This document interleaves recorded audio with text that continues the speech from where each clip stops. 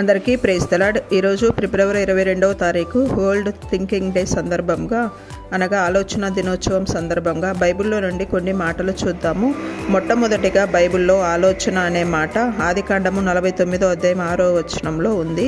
నా ప్రాణమా వారి ఆలోచనలలో చేరవద్దు అని యాకోబు తన కుమారులైన రూబేను సిమ్యోను గురించి చెప్పాడు. అయితే మన ప్రభువు ఆలోచనకర్త. కీర్తనలు 16వ అధ్యాయం 7వ వచనము, నాకు ఆలోచనకర్త అయిన యెహోవాను స్తుతించెదను అని దావీదు చెప్పాడు. దావీదు దేవునిని ఆలోచనకర్తగా తన జీవితంలో ఉంచుకున్నాడు.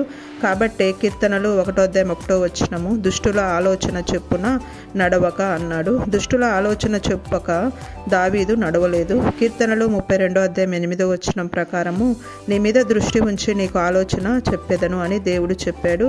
దావీదు దేవునిని ఆలోచనకర్తగా ఎంచుకున్నాడు కాబట్టి దేవుని ఆలోచన చేత నడిపించబడ్డాడు. 1 సమూయేలు గ్రంథము 22వ అధ్యాయం 14వ వచనము ప్రకారము, అహీమెలెకు రాజునకు అల్లుడై నమ్మకస్తుడై ఆలోచనకర్తయై నీ నగరిలో ఘనత వహించిన దావీదు వంటి వాడు నీ సేవకులందరిలో ఎవడున్నాడు అని అహీమెలెకు సౌలు రాజుతో దావీదు గురించి చెప్పిన మాటలు.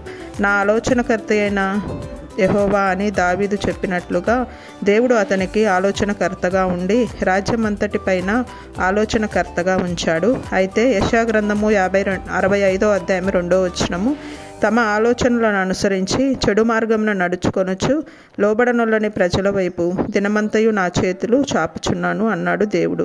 ఈరోజు నీవెవరైనా నీ స్వంత ఆలోచనలను అనుసరించి చెడు మార్గములలో పాపంలో ఉంటే ఆలోచనకర్త అయిన దేవుడు నీ మీద దృష్టి ఉంచి నీకు ఆలోచన చెప్తాడు.